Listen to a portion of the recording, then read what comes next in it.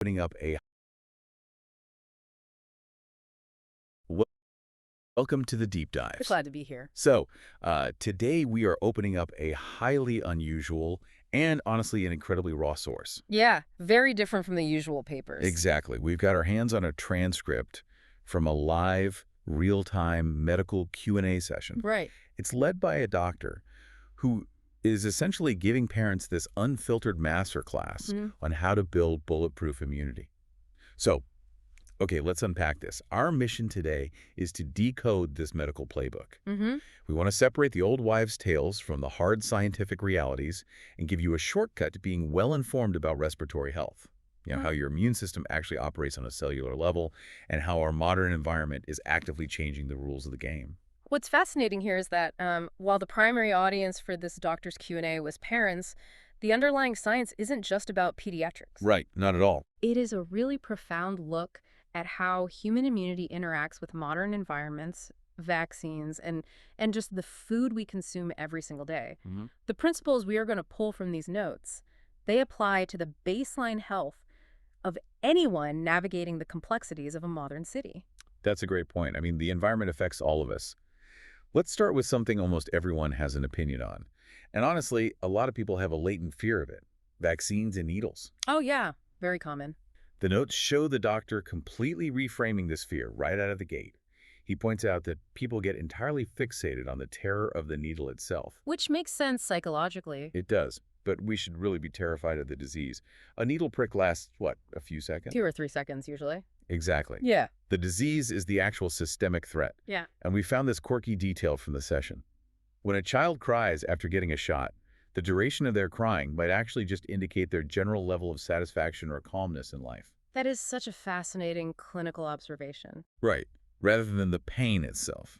The physical pain of the needle is gone instantly. Yeah. If they're crying for a full minute, it's often more about their overall temperament or anxiety. It's a very pragmatic way for a clinician to look at patient reactions.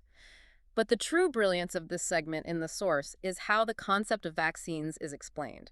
He uses this great analogy for his patients. He compares the vaccine to a punching bag. I loved that. That analogy stood out immediately. It makes so much sense. The idea is to think of the vaccine, which is essentially a dead or weakened germ, as a dummy. A literal punching bag for your white blood cells. Right, they get to practice. Exactly.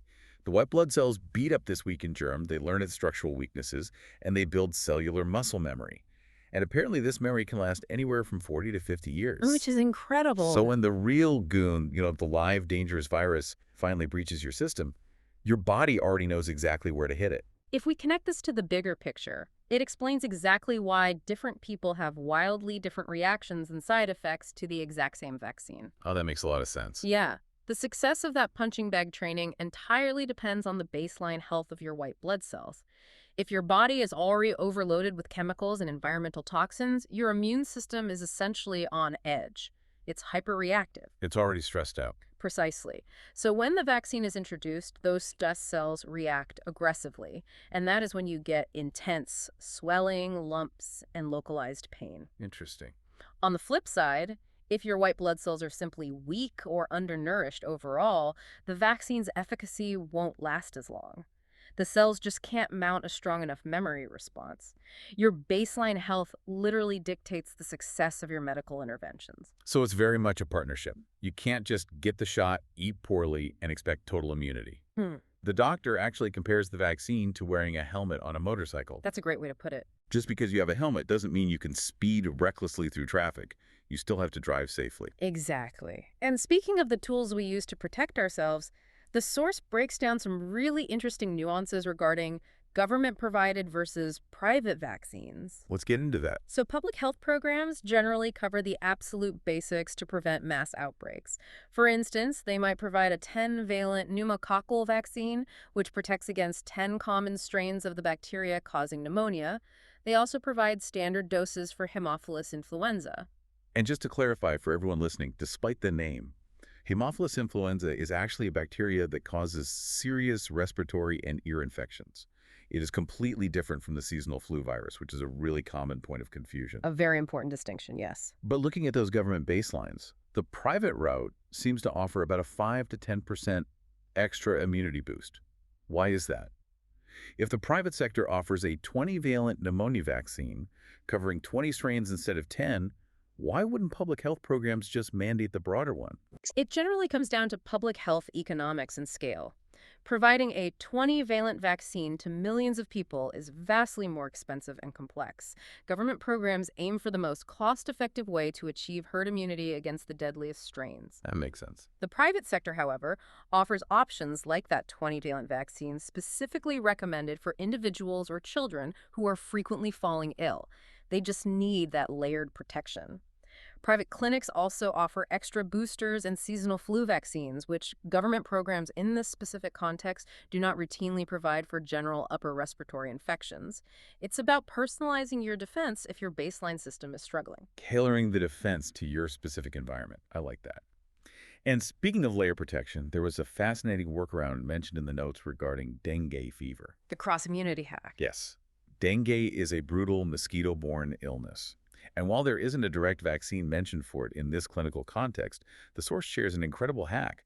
Doctors are sometimes utilizing the Japanese encephalitis, or JE, vaccine. Which is very accessible. Right, it costs about 700 rupees, which is under 10 US dollars. Mm-hmm. And administering this significantly reduces the severity and side effects if you happen to catch dengue fever later on. This is a brilliant example of cross-protective immunity being utilized in clinical practice. In virology, sometimes two different viruses share similar structural proteins. Like distant cousins. Exactly.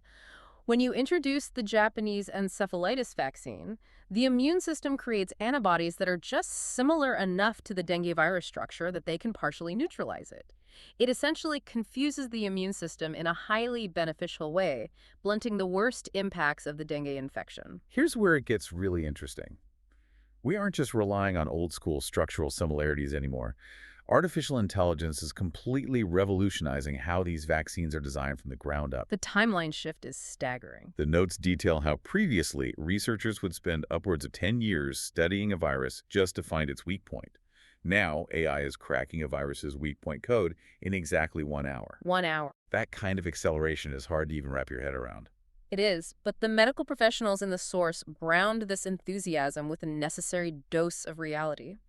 AI does the heavy computational lifting. It analyzes those complex protein structures and runs millions of simulations to identify the vulnerabilities. But it's not totally autonomous. No, human researchers and clinicians are still absolutely required to validate that research.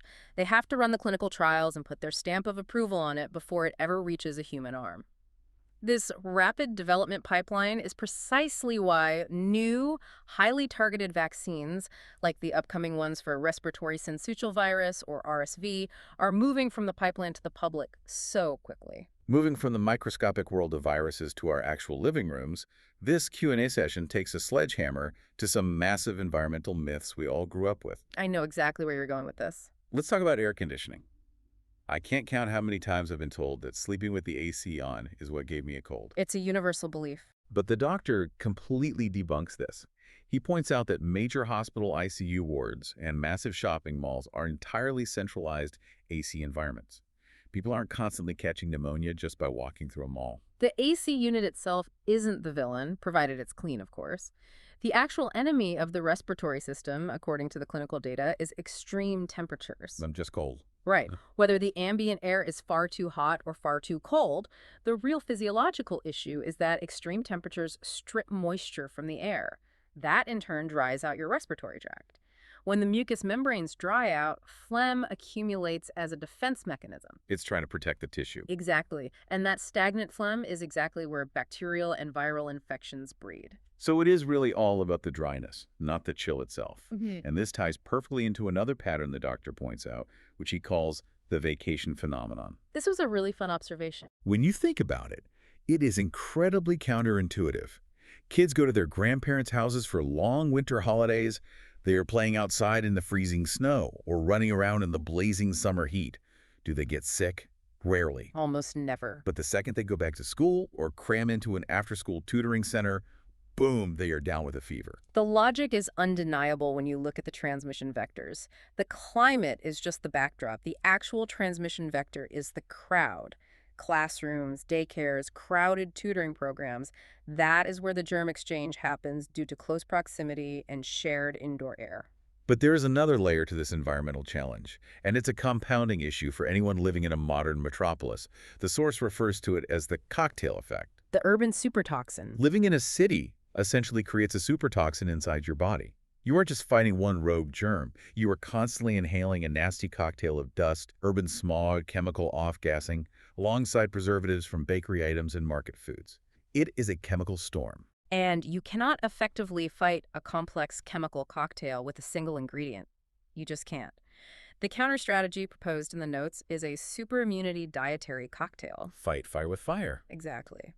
The underlying philosophy is that you must fight a cocktail of toxins with an equally diverse cocktail of nutrients.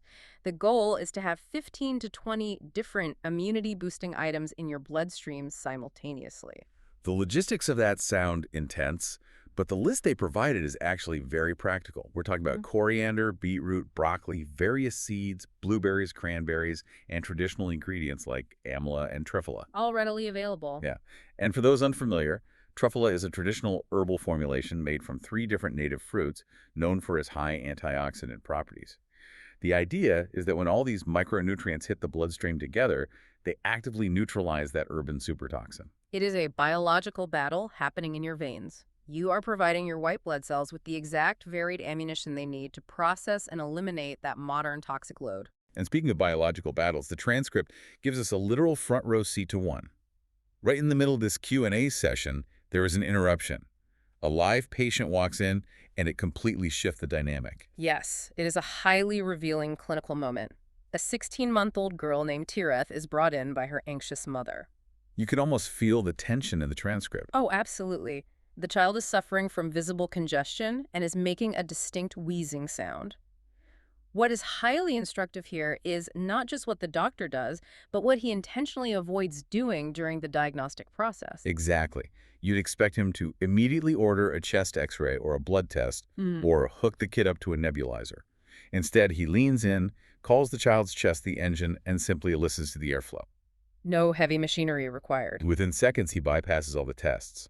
He identifies the problem immediately, noting that the concerning sound is actually vibrating down from the nose, not originating in the chest.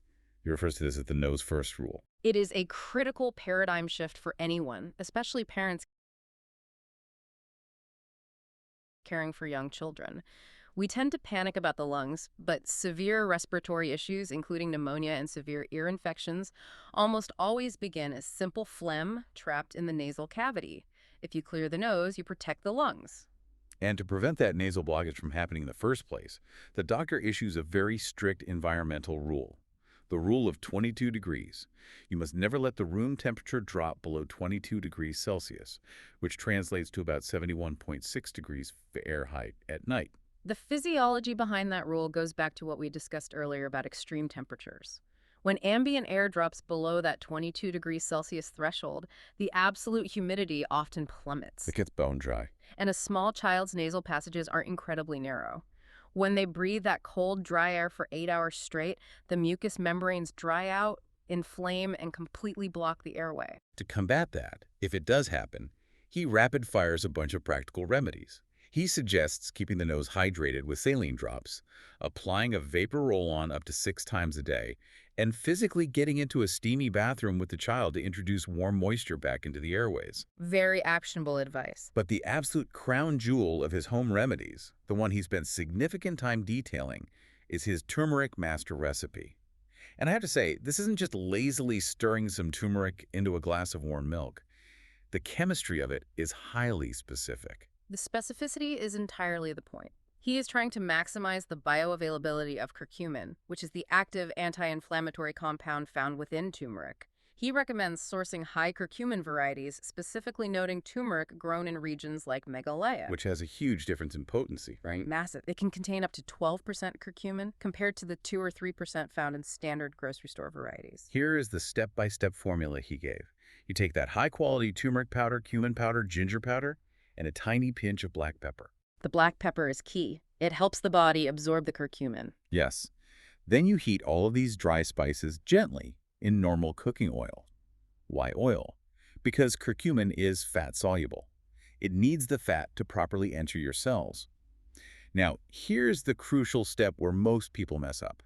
Do not add the honey yet. You have to let the oil and spice mixture cool down completely to room temperature. That is so important. If you put raw honey into hot oil, the heat destroys all the beneficial enzymes in the honey. Once it is totally cool, then you mix in the honey to create a thick, stable paste. The dosage instructions are equally measured. If someone is actively fighting off an infection, the protocol is to lick a tiny bit of this paste from a finger up to 8 times a day. But if you are healthy and utilizing it to build long-term immunity, you take it twice a day for a standard 3-month cycle. And he mentioned using it for travel, too. He strongly recommends this protocol before and after traveling through airports, or when a child is regularly exposed to crowded environments. So what does this all mean? When we look at the supernutrient cocktails and the fat-soluble turmeric pastes, it points to the reality that our immune health is deeply dictated by what goes into our digestive system. And this brings us to a surprisingly controversial take the doctor had on modern diets, Ah, the veganism discussion. specifically the trend of veganism for young children. Yes, his approach to diet is highly functional. For children who are currently dealing with excessive phlegm and constant congestion, he actually recommends temporarily switching to vegan plant milk. Like almond or oat. The source specifically mentions a brand called Dragon Milk, though any high-quality plant milk applies. Because dairy can thicken mucus in some individuals, this plant-based substitution is a fantastic immediate intervention to clear up the respiratory system. But you emphasize the word temporary there, which is key. The notes show he suggests this vegan intervention for maybe 2 to 3 months max. However, he strongly pushes back against a strict vegan diet as a long-term solution for developing children. He does, and he uses an excellent analogy to explain the physical constraints of a child's digestion.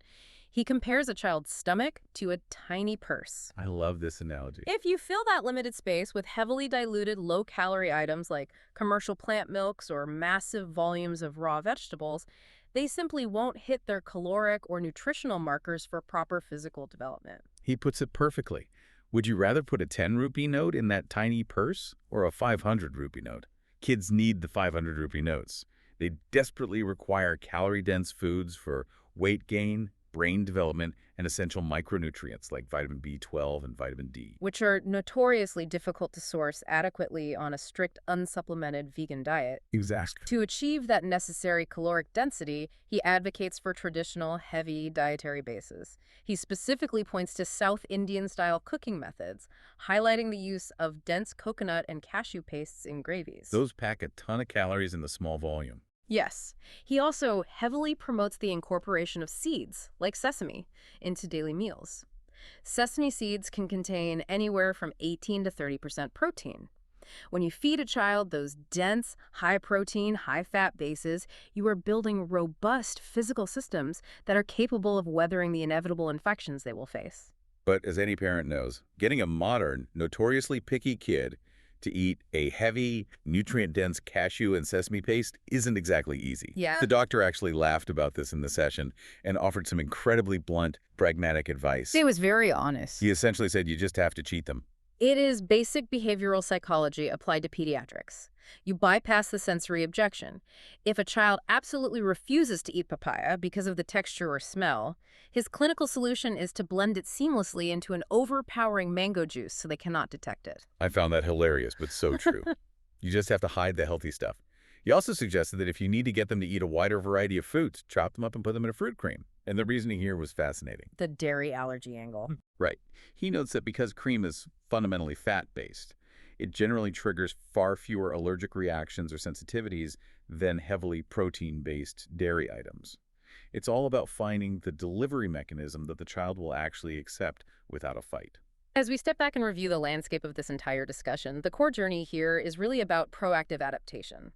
We started by exploring how cutting-edge AI is revolutionizing the punching bag of vaccines, drastically shortening development timelines from decades down to hours. A total game changer. We dismantled the persistent myth that air conditioning inherently causes sickness, recognizing instead that extreme environmental dryness and crowded, poorly ventilated environments are the true vectors for infection. We also got handed a literal, chemically sound recipe for survival, that very specific fat-soluble turmeric immunity paste. We learned that fighting modern city pollution requires a diverse 20-ingredient supernutrient cocktail circulating in our bloodstream. And we can't forget the golden rule of 22 degrees for keeping the nose, the primary gateway to the lungs, clear and hydrated. And while the immediate focus of this raw clinical source material was children and parents, these underlying principles of white blood cell health, battling environmental supertoxins, and the absolute necessity of dietary caloric density apply to every single one of us. It is an objectively tough environment out there. It really is. In fact, the doctor frankly admitted that alongside modern medicine, AI vaccines, and meticulous diets, one also needs a bit of luck and God's grace to stay truly healthy in today's world. He literally suggested visiting a place of worship, like a temple or a gurudwara, alongside taking the turmeric. It just shows how multifaceted and holistic health really is.